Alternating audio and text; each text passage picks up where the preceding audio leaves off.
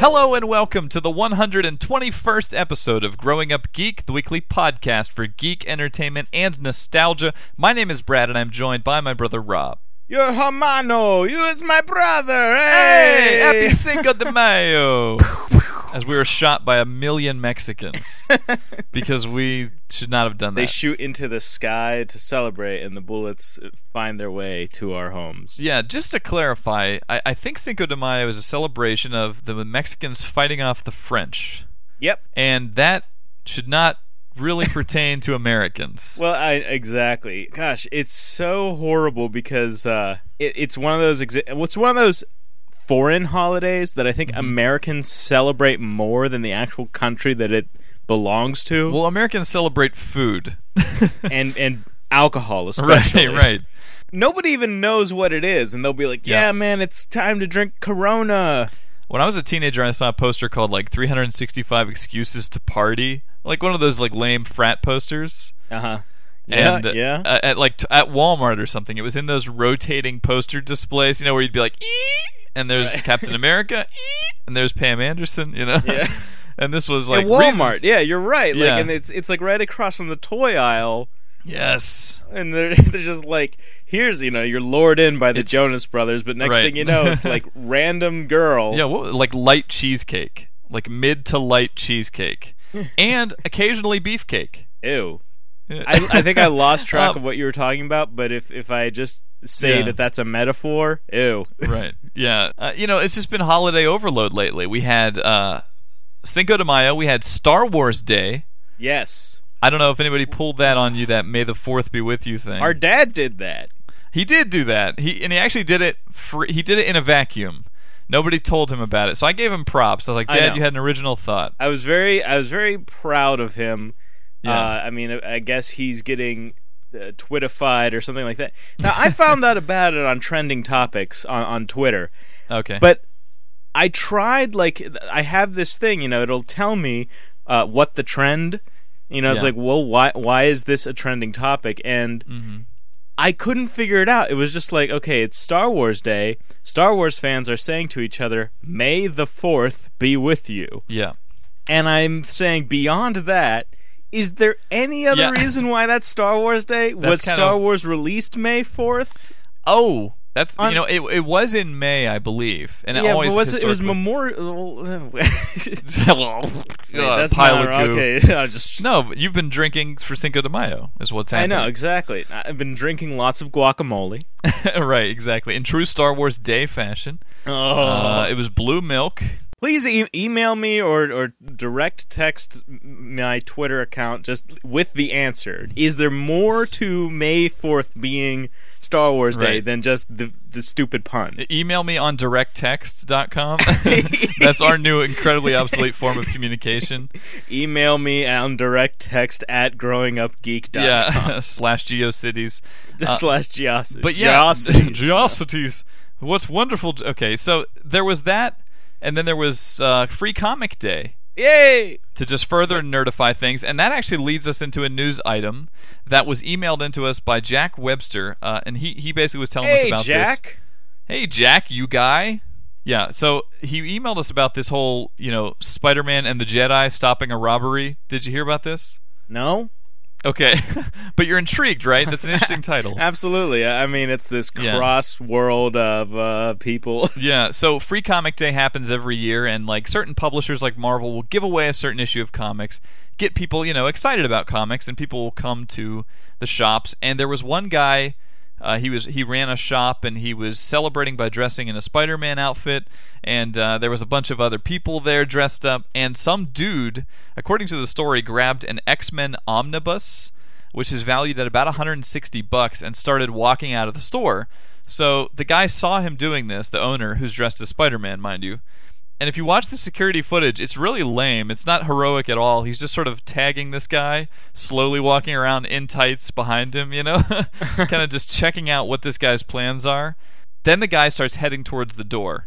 So he rallies the local nerds in the store, block the exits, and there was a bunch of people just coincidentally dressed as Jedi Knights, so they blocked the exit holding lightsabers. I just think I got a little geek tingle. I was like, that's kind of cool. Were these dial rod lightsabers, like serious wooden staffs that could actually like do some damage? They got them from dialarod.com. Dial a rod, yeah. No, Dalrod. Please don't visit that website. Yeah, I don't. Yeah, please don't. But no, I don't know if they had. They probably had. If they were true Jedi geeks, they probably had the glass light up ones. Oh man, incredible ones. That'll cut you. Yeah, but the store owner said, I had 50 people in the store, so I just shouted for someone to guard the front door, and it happened the Jedi Knights were there, and they had their lightsabers out, so they held the door until police arrived. Cool, right? Right. I mean, it's a comic store being robbed, and who better to stop that than the Guardians of Peace and Justice in the Galaxy, Now, the best thing would be, like, if the guy stealing the comic book was dressed up as, like, Doctor Doom or something. Yeah. Or Snidely Whiplash. Like, yeah, or the Red Skull. Yeah, exactly. No, he was just dressed as regular trenchcoat dude. Trenchcoat dude, oh man. Yeah. It's a serious villain there. So that happened. But anyway, yeah. By the way, when I told my wife that it was Star Wars Day, and she was like, what? And I said, yeah, may the 4th be with you. Her exact response, probably because she didn't know what else to say, was, that's idiot. So there you go. That's the next trending topic. Hashtag that's idiot. Yes. So Rob. Yes, Brad. What geekly weekly activities have you been up to besides the... Oh my goodness. Well, I've been I've been trying to get prepared for our main topic of this show. Of this schniznall. This schnizzle, which if you clicked on it and you saw it on the website or whatever, you probably know by now we're talking about Super Street Fighter 4. Yes, we are. But I've been trying to procure this without actually buying it, aka rent it. Yeah.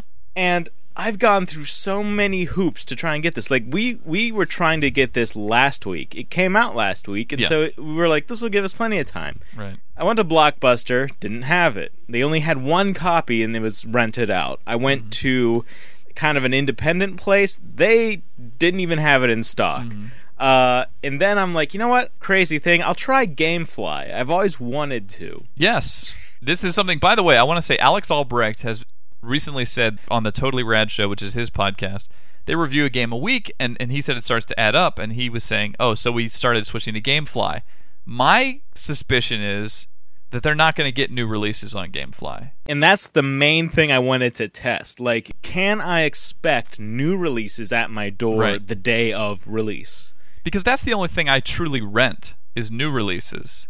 Absolutely. So if a service can't offer me new releases, it fails as a rental service for video games for me, Yeah. And so far, it really hasn't done a very good job because, the first thing I put on there was Super Street Fighter 4, and it's like, add 2 more. And I'm like, all right, I'll add some other stuff that isn't out yet. Like, I'm like, I even put like Sherlock Holmes versus Jack the Ripper, Perfect. Because I'm like, because at least it would prove if I get this the day of release that some things maybe less demand I will get. Yeah. Is that in high demand too? No, that's the test. Okay. It's my control group. It kept pushing me to add more things until like finally it was like, 2 things I can send you. So next thing I know, I get an email which is like, we are sending you Just Cause 2 and Metro 2033. And I'm excited to check out both of these games, but I sent Just Cause 2 back right away. Like, I got it in the mail, just turned it around and, like, send it out. Because I'm like, I want to get Super Street Fighter 4 because we wanted to review it. Yep. So far, there hasn't been any turnaround on that. But the good news was I was just out randomly with my girlfriend, and I'm like, do you mind if we stop by Blockbuster and I see if they have it in? Okay. This lady who works there is crazy, but most video store clerks are. Oh. But ouch. I'm leaving, I'm getting in the car, I'm just like, I'm all dismayed. Yeah. I'm ready to drive off and instead have this story rather than an actual review for the game. As I'm driving out, I hear the word, Street Fighter! Oh, God. Just yelled from behind me, and I see the lady waving to me, like, from Blockbuster. She thought your name was Street Fighter. My name is Street Fighter. Yeah. I am a Street Fighter, yeah. Yeah, I can tell. But she she just turned around and went back in. She didn't like wait for me to make eye contact or anything. Right, yeah. So I wasn't even sure, and I'm like, I'll might as well try. So I walk in, I'm like, were you yelling at me? He's like, we just got it back in. Like, it just got dropped in the drop box. Awesome. I'm like, oh. So that happened. So we ended up getting it, and now we have it to discuss. Yes, and more on that in a few moments. Yes. I wanted to talk about tablet warfare that's been going on lately, because a whole bunch of technology news, dropped down the pipe sort of all at once. Tums versus Alka-Seltzer. Exactly, those tablets that I take each morning for sweet, sweet release. No, no, the Courier has been canceled. That's Microsoft's, tablet, insane That's futuristic sad. tablet. Potentially going to be revamped into a Windows Phone operating system. We don't know what's going to happen with that. Anyway, that happened. The HP Slate was then canceled. Really? It's almost and who now owns Palm? So suspicion possibly going around with, okay, they canceled the Slate. Are they going to try to use some of the new Palm type stuff? I don't know, but it looks funny because the iPad comes out and then all the competitors that were announced beforehand are like, cancel everything, On top of this, Google recently bought BumpTop, which I twittered this. It's an operating system interface. Did you watch that YouTube clip? Yes, I did. I think that looks awesome. Yeah. I don't know, maybe you don't think it looks cool, but I was like, dude, somebody's like, I figured out that now we can touch screens and that you should have an interface that reflects that. Yeah, I think because we've always talked about this. Oh man, they should really have a virtual space that you move around, and nobody's really succeeded. Mm-hmm. And I don't think that this necessarily succeeds 100%. But I think Google's looking at it as, okay, there's a lot here we can utilize. Right. And the thing I never considered was if you have your desktop and you have walls surrounding your desktop, then you add this extra dimension of pinning stuff up on a wall as a place to temporarily put things or permanently, attach things. It creates kind of a cool, analogy to like, okay, here's my surface of work, and then on the sides of that, the left, right, front, are places to just pin random crap that I'm working on. Maybe I need to put a file here just temporarily. It might work, especially on a tablet-based interface, which is kind of why I threw this into this tablet warfare story, is because they're also readying a bookstore, using Google Books, which is already an existing site. Pretty cool. And the New York Times says that they have a tablet that they are readying very soon. That is Google. I don't know who their sources are at the New York Times, but they're claiming that, look, really soon there's going to be this Android-based, mind you, not Chrome OS, tablet, which is interesting. And, the BumpTop thing may not be seen for a while, but the bookstore thing, people are saying probably going to be the primary bookstore on this tablet device. I think we all kind of get where this is going. The players keep dwindling in this technology battle to Apple, Microsoft, Google, basically, Yeah. And every week and it HP. seems like HP sure. Palm. HP Palm.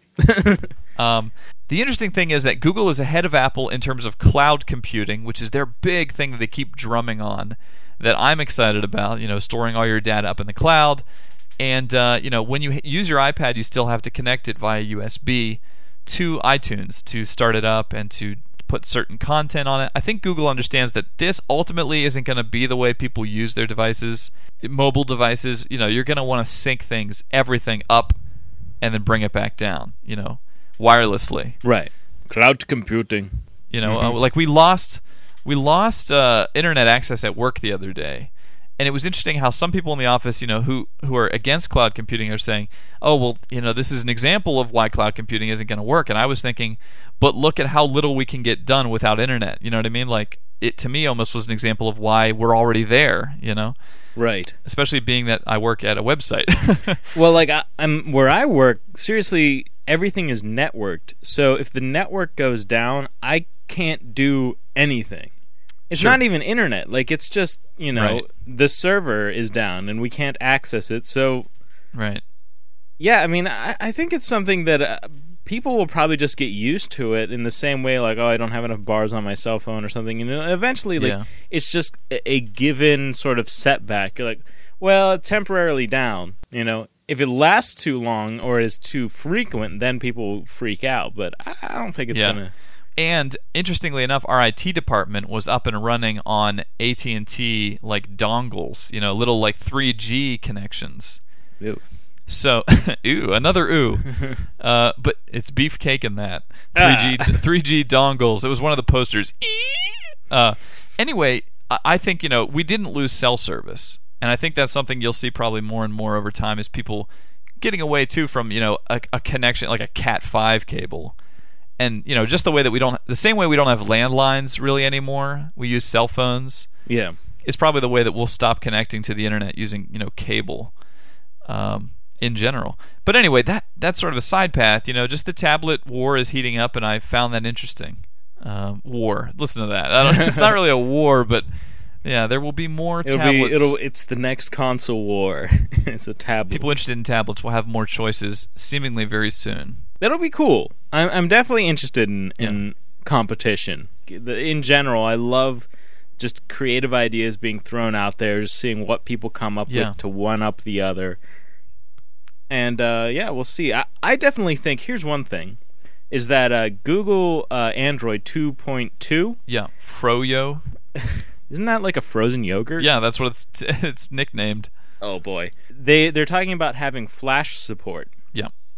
And one of the things that Steve Jobs was talking about Flash support, right, like having problems with, is a lot of Flash applications on the web have these hover over things where you hover your mouse over but you don't click, right, and it shows you stuff. I think Google's tablet should probably have some sort of interface thing where it notices your finger before you're tapping, or like you press in the screen firmer to actually like initiate something.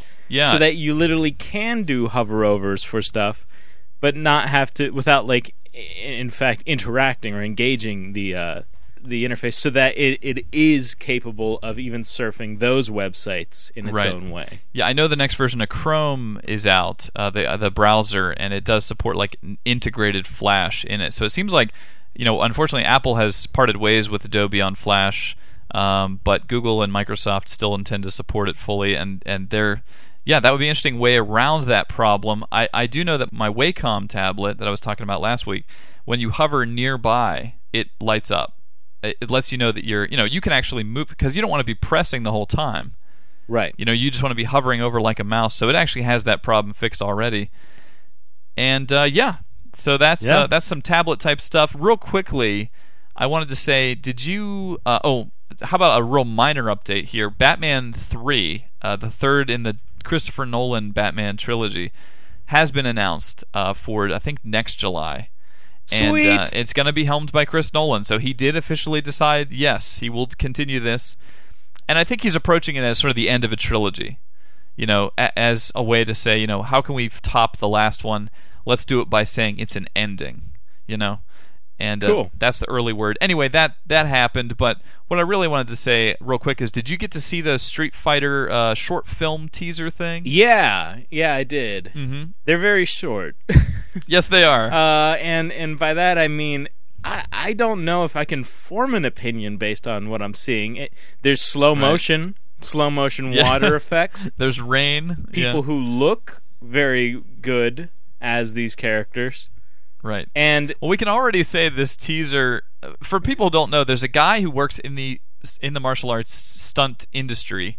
He's been in the Bourne Identity. I forget the guy's name, but he's really ticked off at the quality of the Street Fighter films. Who isn't? Yeah, agreed. And they killed Raul Julia. Exactly. Oh. But he wanted to make something better, and so he's got these teasers. The day we're recording this, unfortunately, is still not out, but tomorrow, Thursday, the 6th, these will be online, these short films. I'm excited to see it because already the teasers look much more authentic. Yeah. That's the thing, is like Mortal Kombat was a better movie than Street Fighter because it actually was like... It had fights. Yeah, exactly. And it didn't try to be anything crazier or bigger than just what the game was. It is a martial arts tournament, and go. Like, that's all you need. And people are like, with Street Fighter, it's like, why is there this story We don't need this. This is taking away from our fights. You know what's weird? Supposedly that was the G.I. Joe script. Yeah. Just grabbed off someone's desk and rehashed into Street Fighter. You can see it. You can totally see that. That's why they had Guile as the main character. Yeah. And therefore it's so weird that in the new... Did you see Rise of the Cobra, by the way, the new G.I. Joe? Absolutely not. Okay. I did, sadly. Okay. You know, it had its moments, but one thing that was weird is there's a whole Storm Shadow / Snake Eyes fight where the two ninjas are fighting, you know, and it flashes back to their childhood, and they literally have like a Goken-style trainer that's training them as young boys. Uh-huh. I'm like, what is this? Is this like some Street Fighter like working its way into G.I. Joe now? Yeah, they pulled the Street Fighter script to do G.I. Joe. I swear 15 it's like years later. They're just copying off each other. I don't know what the deal is. Babies switched at birth. Exactly. But speaking of Street Fighter, why don't we go ahead and jump then into our main topic? Yes, let's. You did acquire Super Street Fighter 4 this week. I did, in fact. Thanks to the crazy lady. Street Fighter! Street Fighter! Thank you, crazy lady. I'm surprised she didn't like throw it at me. Yeah, I love that. Throw my credit card. But so, hey, what's new in this game? Let's talk about that. This is a update to regular Street Fighter 4. It has new characters. Sort of a mix of the new challengers from Super Street Fighter, some alpha characters, some Street Fighter 3 characters, just to sort of fill out the roster. And then there are 2 brand new characters never before seen in Street Fighter. Almost all of these characters are unlocked up front, which is kind of cool, including Goken and Seth and Akuma, who were actually too hard for me to get whenever I first played, so I was glad about that. But yeah, and it's got the return of the bonus rounds, you know, beating up the car and the barrel drop thing. And It's got some subtle new modes. One of them is a replay mode where you get to actually watch the best fighters around the world and study their techniques and things, which is kind of neat. Rob, you're coming at this having never owned Street Fighter 4. In fact, you never played the original Street Fighter 4. No, and I have to say, good and bad, this is definitely Street Fighter. Sure. Good being, yay, nostalgia, fast action fighting, you know. Yes. Special moves, crazy over-the-top action, and whatnot. The bad being, I'm getting my butt handed to me on a regular basis. Yes. And even by the computer. Like, right. I tried to just do this, like, as it comes, you know, no difficulty change. Right. Best out of 3. Right. 99-second time limit. It's fun. It's great, but it feels steep. You know, like I couldn't hand this to just anybody and be like, "Here, play," because it has all that depth that Street Fighter had, but it has none of the kind of just the forgiveness. You know, like now the AI is smart enough. You know, I assume you're talking about the single player, right? I'm talking about single player. I mean, I didn't dare like go online and play anybody else because man, it's just too much. Although hopefully they're doing the stat tracking and you can try and play against somebody of your skill level. Yes, which is D for me. I noticed whenever I did that at first. What's my skill level? D. You know, but it synced me up with some people, and most of them were hardcore. But a few of them I actually did beat, and I got to tell you, once you enter the online mode, I really don't think there's a lot of incentive to go back because there's something truly awesome about beating a real person versus a computer. You know what I mean? Yeah. And the fights get down to it, and you know there's another brain on the other end of this wire that's just really going hardcore to try to beat you. And I'm not a very competitive person, but this is the one game where I just, you know, I really get excited. And then, of course, I have my butt slammed, you know, internationally by people all over the world, much like the story of the game, you know? Yeah, exactly. But you know what? That's true. And I think if I'm gonna be having my butt handed to me, I'd rather it be by an actual human, you know? Like, yes. But it feels less cheap. It doesn't feel like you're going against some sort of, you know, syntactic computer that's just instantly responding to your controller commands with the opposite controller command. Although, let me tell you, I fought one guy in there who was a computer-like opponent. I mean, every tiny thing I did wrong, he exploited, and I thought, yeah, this is what you're talking about, where it's like, there is a steepness to Street Fighter. Yeah. If you are on that level, holy cow. My techniques, and I think they're similar to yours, because you and I both kind of come in from high, jump kick, then crouch kick. It's that, you know, typical, like, our combo is jump kick, sweep. Yeah. And then there's fireballs, and we try to use all the special moves and stuff. I think that's your basic player, and I think if you how our games go is it goes fight, we both jump in the air, kick at each other, land, and then proceed to try and pull off special moves. So we're just two guys convulsing around each other. Hold on. Man, we should set this time limit to infinite so we have more time to figure out our combo moves. Exactly. But I fought a guy, and none of that was working. The jump kick was decimated. The sweep was not effective. Every single thing I did, he was just like, please, Right. And it was humiliating. But, there is a very nice matchmaking system that actually hooked me up with some decent skill level people that were similar. Now, I think there's a flaw in the game. If you've only been playing Super Street Fighter for a little while, it'll consider you a lower ranked player. And you may very well be God on Earth, for Street Fighter. Okay, so why don't you go ahead and talk about our difficulty getting into a 2-player match, like a play with your friends. This should be easy. Yeah, this really ticked me off. It's hard enough playing against strangers because you're going to get your butt kicked.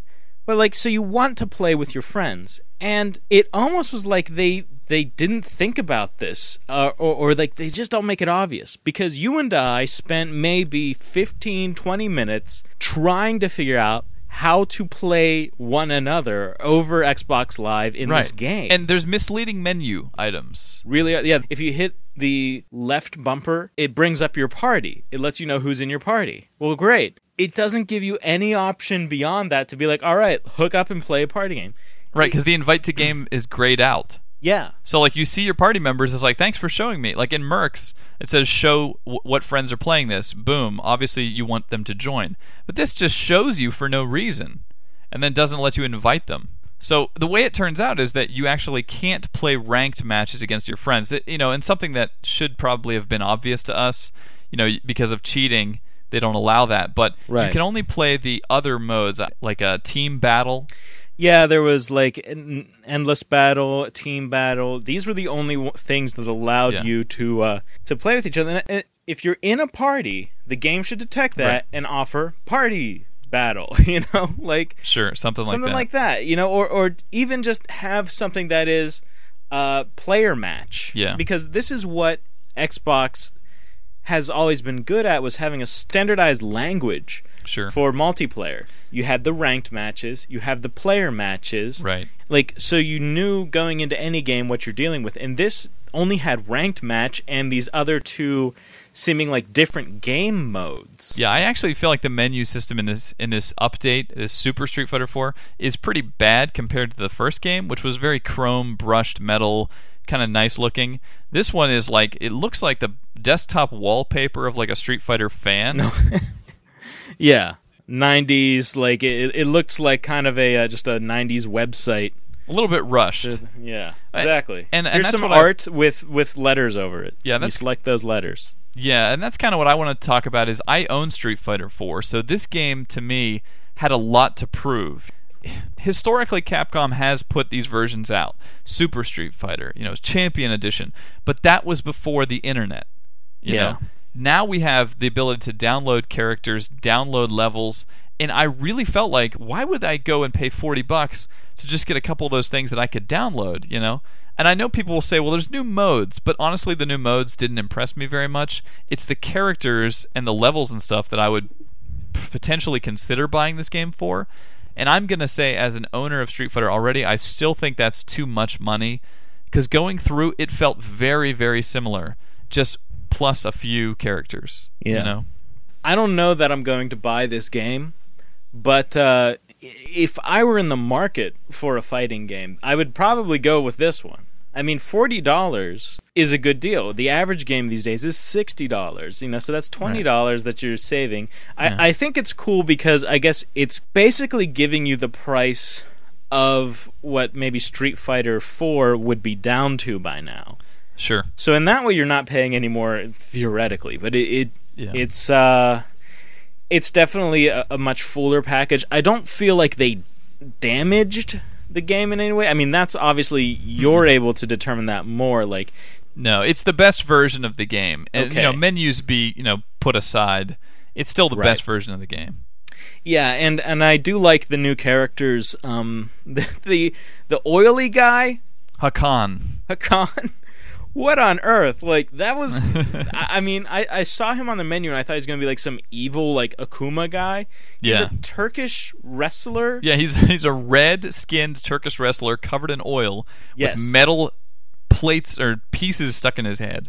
And he's just... Did you actually play as him? No. Did you see his... Okay, I gotta say, when he fights Honda for the very first time, it's his first level, he grips Honda's hand and shakes his hand and he goes, "Hey, good to see you. What are you doing here?" "Oh, I'm teaching everyone how the sumo wrestling is the best art form of fighting." And he goes, "What? Turkish wrestling is the best." And their polite handshake suddenly turns into like this iron grip where they're both like trying to out grip each other.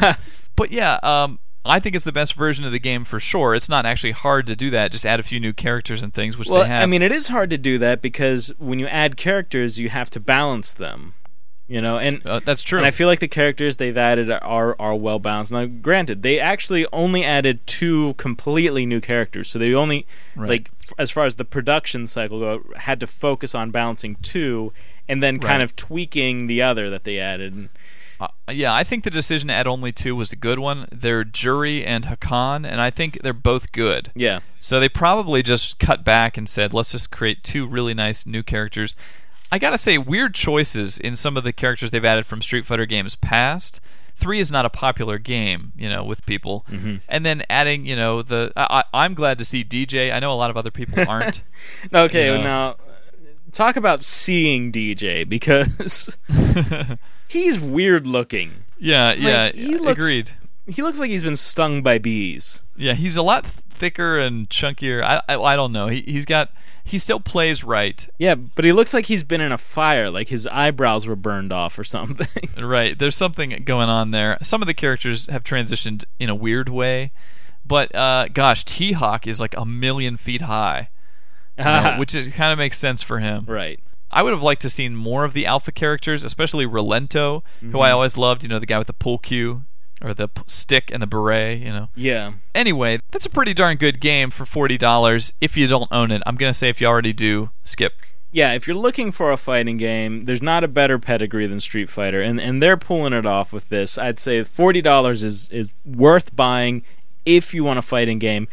If you're new to fighting games or things, this might send you screaming into the abyss. It does not help you at all. Like, as a matter of fact, this tutorial mode was even harder to use than it's regularly been, to just learn the moves. And beyond that, it doesn't do anything to teach you about strategy in this game. It supposedly comes with a very nice manual, although I'm sure you probably didn't get that because you rented it. Nah.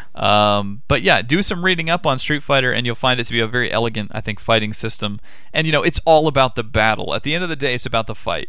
Mm-hmm. I will say your initial comment about how this is a little dated, this style of game, 2 dudes enter, 1 dude leaves, you know? Right. But I think within that, there's still so much strategy. And I still get pumped when I'm getting my butt handed to me online.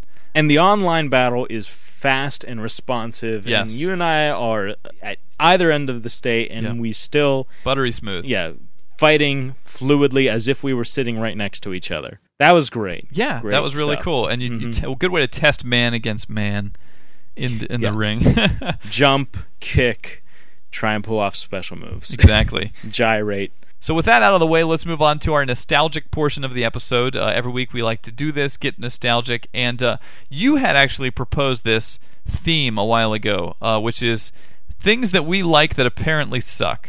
Right, or liked whenever we were younger, not having yet developed our palate for anything being good.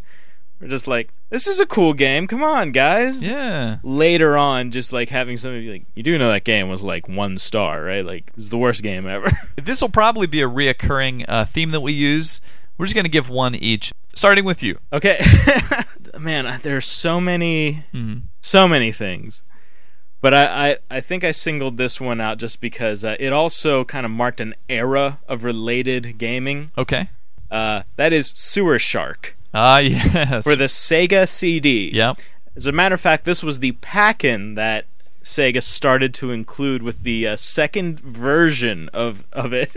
Wow, was this game bad. they put so much money. Like, I can remember watching the making of videos, and they had like a camera roving down this model sewer that they used, and it was like the future of gaming, and like it was this flagship title in a way. Like, sure. For the Sega CD, they were like, this is the game that everybody wants to play. I'm just gonna sit back here and laugh. Am I allowed to just laugh? Yes, because nobody thought that it was good except for us. Yeah. You know, even like I remember, like, it started off with a video, and we thought this is blowing our minds at the time, but it was like terrible colors and pixelated, and like I remember talking to our grandfather and being like, "Pap, look at this. This is like a real movie." He's like, "That ain't no real movie." Yeah. And Dad too is still looks like Nintendo. Still looks like we're trying to convince them, like, no, this is worth the money that was spent on this. This is you had to believe it, or otherwise your decision to buy this expensive aircraft carrier of a console, you know. But look at the graphics. Like, that was all it was.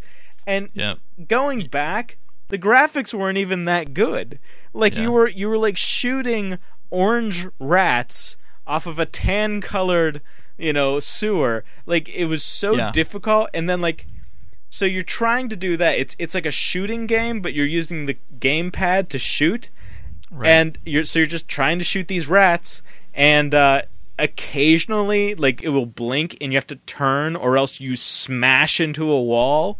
Right. And it's like instant fail. It's like there wasn't any like energy bar. It was just like, oops, you didn't turn, smash, start the level over again. I know, and it would really be demanding. It was like Dragon's Lair level of like timing. Harder, because I actually beat Dragon's Lair. I never beat this game. Right. Oh gosh, and supposedly the ending is just embarrassing. You get to go to the beach. Yeah, exactly. This is the style of gameplay that developers could come up with for full motion video.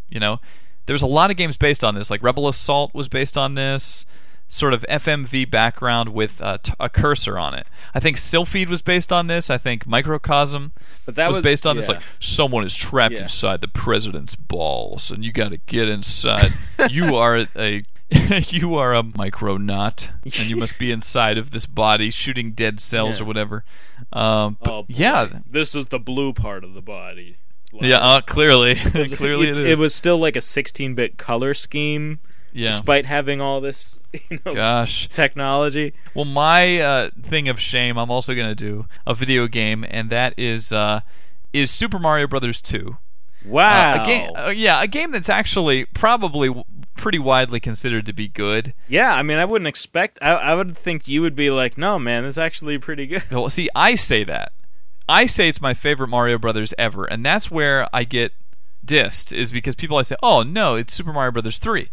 And only recently, going back and looking at the sort of development of Mario 2 and some of the things that happened, do I sort of realize, oh, I see, it wasn't truly a proper Mario game, Right. I mean, why I love it is that it's so different from the other ones, and yet it never came back. Like, he never fought Wart again.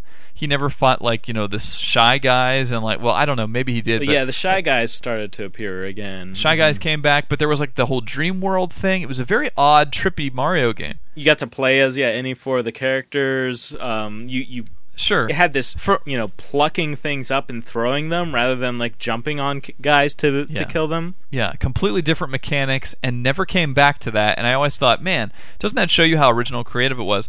Well, most people probably know something about this story, but I was interested recently to read this, that, true Mario Brothers 2 is called The Lost Levels in the United States. Mm-hmm. It actually shipped a lot later, and it's basically the exact graphics of Mario 1 with some tougher levels.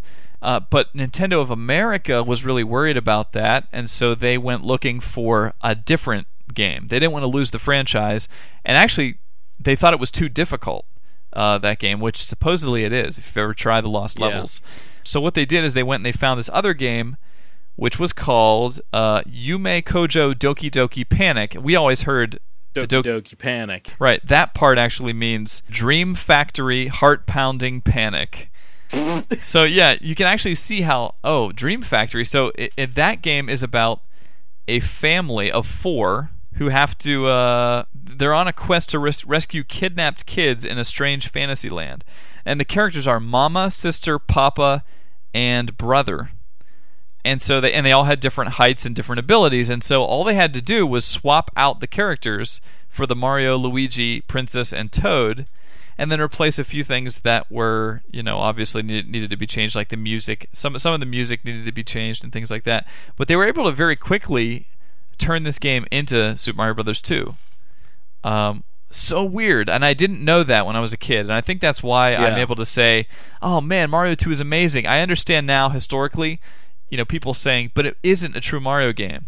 However, it said that Shigeru Miyamoto developed that game too. It was a Shigeru Miyamoto game. Yeah, and that he actually did more work on that game than he did on the original. Again, excuse me if you already know these things. I just find them very interesting that a, sort of wool was pulled over, America's eyes, and it was like, here it is, Mario 2, but really not, Yeah. And I love it, but I can see a lot of people saying, that's not a true Mario game, and enjoying more of the traditional stuff that happened with Mario 3, and getting back to, Ducks and Bowser and all that stuff. Yeah, but I liked Wart because it wasn't Bowser. Like, please. They were talking, like, if you follow the story of Mario, whatever that is, it's like he just is in this constant eternal battle. I think somebody once suggested that, like, Mario is in hell. Right, yeah. And he's just forced to repeat this same action over and over again. Yeah, like the twist ending of Mario. Yeah. Gosh. And, wow. But, you know what that reminds me of is, like, the first issue of Nintendo Power where they revealed Mario 2. Okay. Do you remember what was on the cover? Mm-mm. It was a claymation Mario. Oh, jeez. But he was blue. And I remember, like, that, in the end, had nothing to do... It's like, kind of one of those, like, big flub-ups that... like, people look at it and kind of laugh. Mm-hmm. But I think people were kind of amazed by it at first and bought it. And it recently dawned on me why. Because when Mario 1 was out, the only kind of representations of Mario were these palette-swapped characters. Right. Luigi was just a palette-swapped Mario, and his mustache was green. Right. And so, obviously, the next Mario is going to have more palette swap options. Right. And it's going to be a blue Mario. And holy crap, that's so cool. Yeah. So, I kind of forgive them. And I think it's kind of a neat little nostalgia thing to look at and be like, what do we know? Yeah. But exactly. Well, so there you go. There's two things that we really liked that later we found out apparently suck.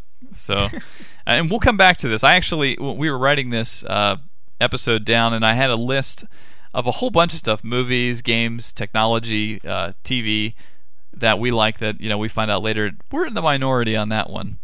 And we'll be sharing more of that with you. If you would like to email us, you may do so. Our email address is mail@growing-up-geek.com. Want to real quickly give a shout to an email we got from Mike, who says he wants to thank us for the longer format of the episodes, and it has been increasing, I must say. I hope this is okay. Not like by will, though. We're just we go on longer these days. Yeah, I hope it's because we've thought of more quality things to say. If not, I apologize. And maybe you can write us in if you like the longer format. If you don't like the longer format, apparently he has a longer commute, so he enjoys as much time as he can possibly get. Also, you can follow us throughout the week on Twitter at GUGBrad and GUGRob. I think that's going to do it. So, once again... Whoa. That's going to be the new format right there. Once again, my name is Brad. And I am Rob. And we will catch you next week.